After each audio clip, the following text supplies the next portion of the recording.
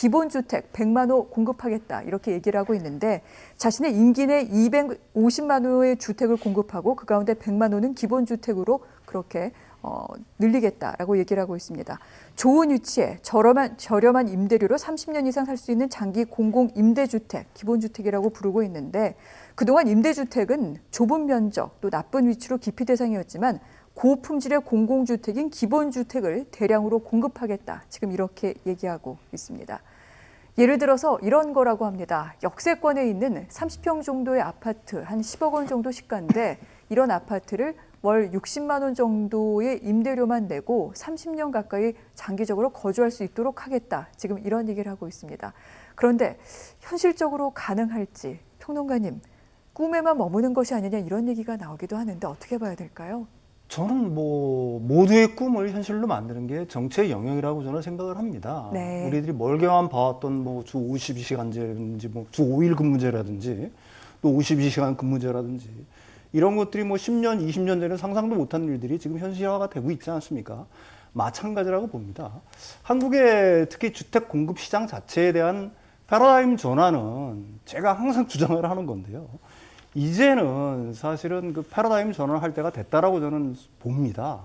기존에 이제 공공임대주택들의 허점이 사실은 서민층, 저소득층을 대상으로 한 좀 열악한 주거 환경, 그래서 사람들의 기피 대상이 됐다라고 한다면, 근데 중산층들을 대상으로 한 뭐 질 높은 공공주택들, 공공임대주택을 충분히 공급할 때가 됐다라고 저는 보고 있는 거고요. 사실 우리가 중산층이라고 하지만 시가 10억 정도의 돈을 주고 자기 돈만을 주고서 주택을 살 수 있는 어떤 현금 여력을 가진 사람들이 과연 얼마나 되느냐, 이걸 갖다가 한번 고민할 필요가 있어요. 지금 뭐 2030 세대들이 연끌로 해가지고 주택을 사고 있지만, 아파트를 사고 있지만 결국은 남의 빚, 그 집이 과연 자기 집이냐 하는 의문이 들 수가 있는 거거든요. 그럴 바에는 차라리 이렇게 질 높은 공공주택을, 공공임대주택을 아무런 걱정 없이 뭐 3, 40년 살 수 있다라고 한다면, 뭐 대부분의 사람들이, 제가 생각하기는 그래요. 대부분의 중산층들이 뭐 때문에 집에 그렇게 욕심을 낼 것인가. 맨날 오르는 집값, 전셋값에 대한 어떤 부담들 때문에 진짜 영혼까지 끌어모아서 집을 사는 지금의 어떤 세태, 이런 세태들은 정치의 영역에서 이제는 바꿔줘야 될 때가 되지 않느냐. 그것이 사실은 현실적으로 약간 어려움이 있다고 하더라도 정치는 그 난관을 갖다가 극복해 나가는 게 정치라고 생각을 합니다. 알겠습니다. 패러다임의 전환이라는 부분에서 반드시 좀 실천하기 위해 노력할 필요가 있다라고 말씀하셨습니다. 생각해보면 사실 또 주 5일 근무제 도입할 당시 여러 가지 얘기가 많이 나왔었는데 지금은 당연한 것이 되어가고 있죠. 과연 어떻게 실천할지 사실 그 부분이 관건이 될 텐데 일단 재원을 어떻게 할지 이 부분에 대한 지적이 있습니다. 뭐 예를 들어서 지금 이재명 지사는 100만 호의 기본주택을 임기 내 공급하겠다고 얘기를 하고 있는데 예를 들어 20만 호의 기본주택을 공급하려면은 재정이 44조 원 필요하다고 합니다. 이것을 주택도시기금을 어떤 그 조정을 해서 이 부분 보충할 수 있다. 이렇게 이 지사는 얘기하고 있는데 고모님 보시기엔 어떻습니까? 이게 뭐 자기 마음대로 쓸 돈은 아닌 것 같은데요. 왜냐하면 주택도시보증기금은요. 우리 국민들이 주택청약통장을 통해서 가입한 사람들 것이지 정부의 것 아닙니다. 그걸 마음대로 쓸 수 있는 부분들이 아니고요. 특히 기본주택도요. 사실 법 개정을 해야지만 이게 기본주택을 활용을 할 수 있어요. 현행 법상으로는요.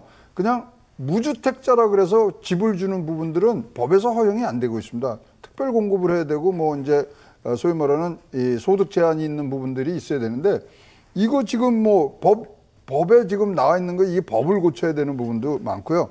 그다음에 역세권에 굉장히 좋은데 한다 그러면 이건 100% 수도권에 지금 뭐 질 수밖에 없거든요. 수도권 중심의 공급, 국토 불균형인데 이거를 갖고 주택도시보증기금을 쓴다. 저는 지금 재정에 대해서 지금 굉장히 다른 후보들이 밀어붙이니까 이런 부분들을 하는데 이 부분은 좀 더 세심하게 얘기를 하셔야 될 것 같고요. 지금 너무나 지금 부동산 대전이 일어나고 있는 것이 저는 뭐 굉장히 바람직하지 않다고 생각을 합니다. 이렇게 되면은 지금 해야 될 일을 안 하고 있는 게 뭐냐면요. 모든 후보들이 공급만 늘리려고 그래요. 근데 공급을 늘리기 전에 이런 파격적인 아이디어 뭐 좋습니다만은 그래도 현재 집값 상태에 대한 철저한 분석부터 하고서 시작을 해야 되는 거 아닌가 저는 생각이 되고요. 이것이 지금 진짜로 많고 우리가 인구가 줄고 있고 그다음에 뭐 자기 임기 다 끝난 다음에는 이 갑자기 지어진 많은 집들이 또 다른 집값 하락이라는 예상치 못하는 부분들로 갈 수 있는 부분들, 이런 것들에 대한 세심한 얘기 없이 지금 간다는 것은 진짜로 뭐 정치인들이 해서는 안 될 일을 지금 하고 있는 것 같고요. 이렇게 자꾸만 280만 원, 8사 대책에요 26만 원 얘기했었어요. 근데 뭐 250만 원, 뭐 200만 원 지금 얘기하는 게, 이러면요 진짜 모래 위나 구름 위에 집 짓는 거랑 똑같다고 생각을 합니다. 그렇군요. 상당히 지금 허황된 얘기를 하고 있다라고 비판적인 말씀을 하셨는데, 지금 집값이 어느 정도로 구성이 되고 있고 어떻게 돼 가고 있는지 현실부터 좀 파악하고 난 뒤에 좀 더 현실성 있는 공약을 내놓도록 해라라고 그렇게 말씀하셨습니다. 자, 이번에는 2위 주자죠. 이낙연 전 대표의 공약을 좀 보도록 하겠습니다. 공항 부지에 신도시를 짓겠다고 얘기하고 있습니다. 서울공항을 이전을 하겠다고 얘기를 하고요. 김포공항으로 기능을 보내고 이곳에 주택 3만 호를 짓겠다라고 얘기를 하고 있습니다. 그리고 공항이 빠져나가면서 고도 제한 등이 풀리기 때문에 주변에는 또 인근에는 4만 호를 더 지을 수 있다, 이렇게 얘기를 하고 있는데, 그런데 사실 그렇다면, 가능했다면 예전부터 아마 또 됐을 겁니다. 이 서울공항 이전 공약은 이미 2000년대 초반부터 얘기됐던 일인데 왜 실현되지 못한 이유를 모르느냐라는 그런 반문이 나오고 있습니다. 이낙연 전 대표 측에서는 그때의 안보 상황과 지금은 상당히 많이 달라졌다. 이제는 국민들, 군을 위해서도 서울공항 이제 이전해야 된다, 이렇게 얘기를 하고 있는데, 고모님 어떻게 보십니까? 이제 1974년도에 이제 서울공항이 이제 세워졌습니다. 네. 그리고 이제 2000년 초부터 이제 뭐 옮기자는 얘기 나와서 2002년도에 처음으로 나왔었거든요. 그다음에 2005년도에 열린 우리당에서 뭐 이전해야 된다는 얘기가 나왔고, 그리고 이제 2009년도 가서는 이제 이명박 대통령 시절에는 횡성으로 옮긴다는 얘기가 있었어요. 네. 그때 그리고 많이 진전이 됐었죠. 근데 자, 서울공항이 지금 어떠한 역할을 하냐면요. 미국의 워싱턴 DC 가면 앤드류스 공군기지가 있잖아요. 그거는 유사시에 국가 지휘부를 이동시키는 역할을 하는 거랑 똑같거든요. 여기가 뭐 지금 안보 사항이 얼마나 바뀌었는지 그것부터 난 물어보고 싶은데, 지금 아직도 뭐 북한과의 대립 관계, 북핵 문제가 이렇게 위협이 있는 상황에서 지금 국가 지휘부를 이동해야 되는 전략적인 요충 지역으로서의 서울공항의 기능을 그거를 폐기하고 뭐 고작 3만 호를 짓는데 지금 쓴다. 이것도 좀 말이 안 되는 거고요. 근데 미군은 여기다가 뭐냐면, 미군은 유사시에 서울 지역에 거주하고 있는 자국민들을 소개하는 가장 큰 기능을 여기다 주고 있습니다. 그래서 지금 서울공항에 가면은 미군의 의무 헬기 대대가 있어요. 거기서 이거 이송시키는 거고요.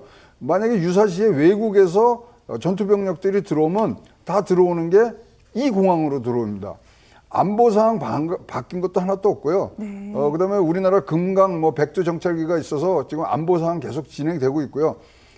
지금 이 부분들이 지금 뭐 저는 뭐 이렇게 저 근시안적으로 보는 거 아닌지 모르겠습니다만은 이재명 후보가 지금 기본주택으로 나오니까 거기에 대해서 구체적인 안을 갖고 나오는 것이 옛날 거를 지금 들고 오신 것 같은데, 수도권에서의 항공 방위의 역할을 하고 있는 네. 안보와 관련돼서 아무런 거 바뀐 거 없거든요. 그런 상황들을 조금 더 세밀하게 보셔야 될 것 같은 생각이 있고요. 군의 안전, 그다음에 특히 미군을 지금 오산 평택 기지로 네. 이전을 해야 되는데, 미군이 그거는 들어줄까, 이런 부분도 굉장히 현실성이 좀 많이 부족한 그런 얘기들 아니었는가, 저는 뭐 개인적으로 그렇게 생각을 하고 있습니다. 알겠습니다. 안보 상황이 그렇게 녹록하지 않을 것이다, 상당히 좀 비판적인 말씀을 하셨는데, 그런데 이 대목에 주목하는 목소리도 있습니다. 이 서울공항이 위치한 것은 경기도 성남시인데 서울 강남구 세곡동과 딱 붙어있는 지점입니다. 강남권 바로 아래쪽이죠. 그렇기 때문에 인근 지역의 집값이 오를 것이다, 투기가 조장되는 게 아니냐, 이런 얘기 나오는데, 그래서인지 벌써부터 그 지역의 집값이 들썩인다는 얘기가 나옵니다. 평론가님 어떻습니까? 그런 얘기는 뭐 어디 개발할 때마다 매번 네. 나오는 얘기들이죠. 사실 공급 대책이, 특히 이제 대규모 공급 대책이 마련이 되면은 뭐 대규모 개발은 어쩔 수가 없는 거고요. 사실 공급이 먼저냐, 공급이 이제 아주 중요한 어떤 우선순위가 되니까 정부에서 이제 개발 계획들을 계속해서 발표를 하는 거고요. 사실 그렇게 되면은 뭐 투기적인 어떤 수요라든지 네. 아니 집값이 들썩이는 거는 피할 수 없다고 봅니다. 근데 중요한 거는 우리 사회의 합의가 지금 주택 공급에 어느 정도 맞춰져 있다는 거죠. 주택 공급을 늘려라라는 게 사실은 국민들의 요구고, 특히 뭐 여야 할 것 없이 뭐 주택 공급을 늘리는 거에 어떻게 방점이 찍혀 있는 거기 때문에 이 정책 당국자들로서는, 그리고 앞으로 이제 뭐 정권을 갖다가 그 인수할 수 있는 가능성 있는 후보들로서는 뭐 대규모 개발 계획들을 갖다가 내지 않을 수는 없는 입장인 것으로 뭐 보이고요. 네. 사실 뭐 그렇게 된다라고 하게 되면은 뭐 그쪽에 어떤 투기 바람이라든지 이런 거는 충분히 예상할 수 있는 겁니다. 다만 이제 제가 주장하고 싶은 거는 그거는 어느 지역을 누가 개발을 한다고 해도 마찬가지다. 뭐 무서워서 장 못 담그랴 뭐 이런 속담이 있듯이 사실은 그거는 피할 수가 없는 거고요. 대신 이제 그런 쪽으로 일어난 어떤 불로소득들을 갖다가 최선으로 줄일 수 있는 노력들, 네. 이런 노력들은 같이 병행이 돼야 되겠죠.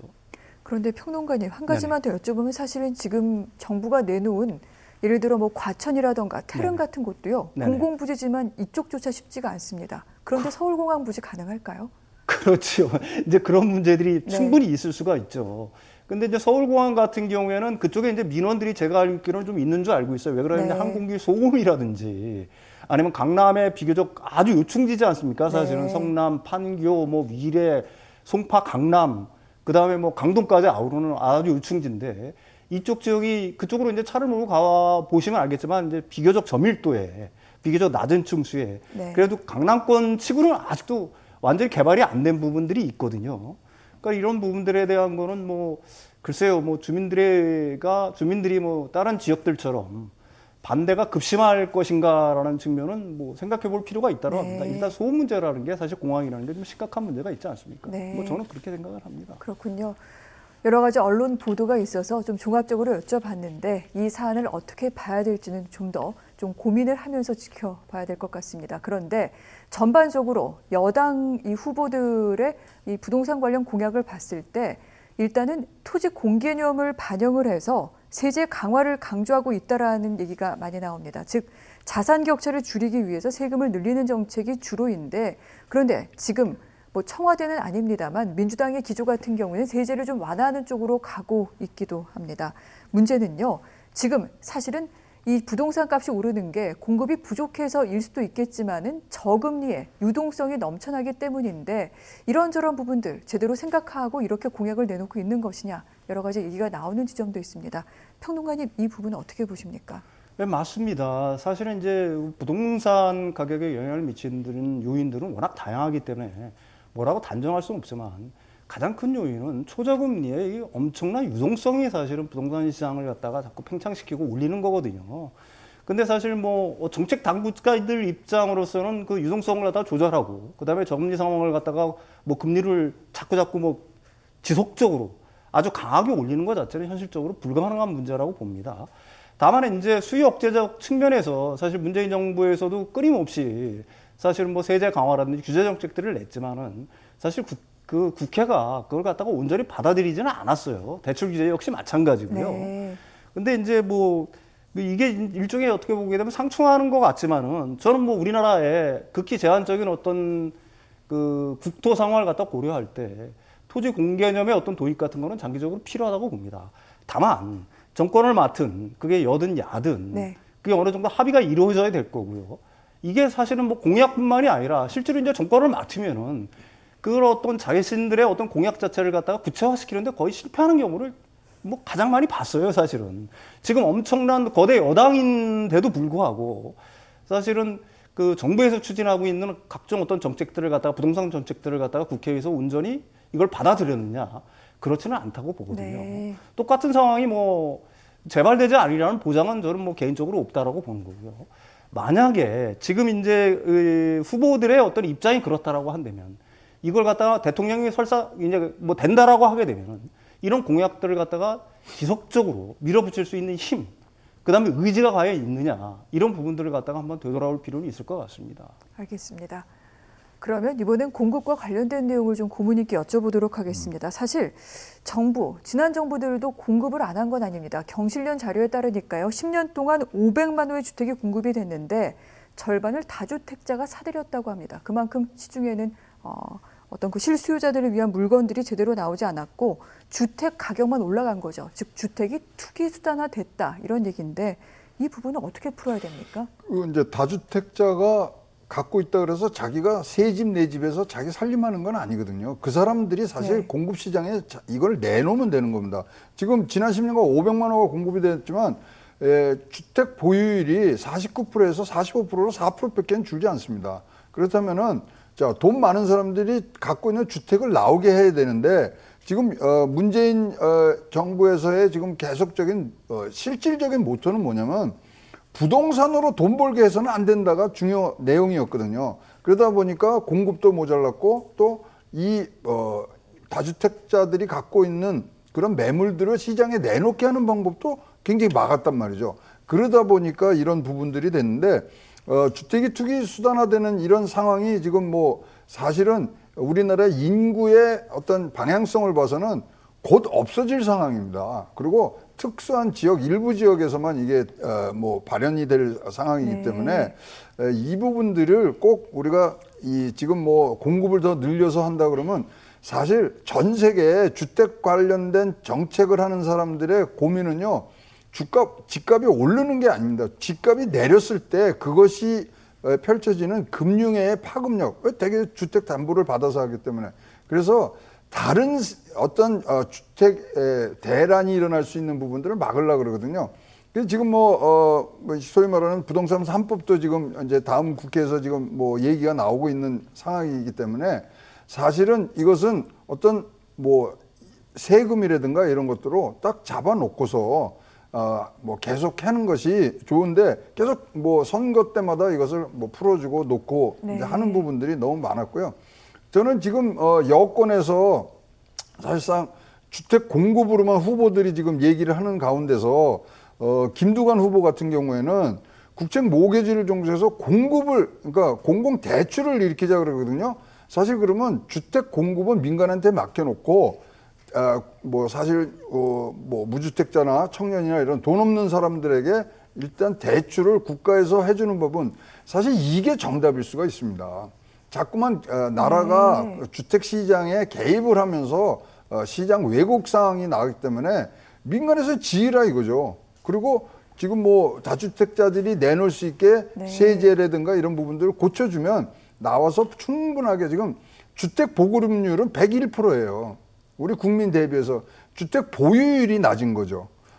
따라서 이런 것들이 사실 지금 너무나 많은 공급 대책으로 가는데 그 공급 대책에 맞는 시스템이 금융 시스템만 붙여주면 되는 것 같아서 제 눈에는 뭐 김두관 후보의 얘기도 분명히 다른 후보들도 좀 네. 귀 기울여서 들어야 된다고 생각을 합니다.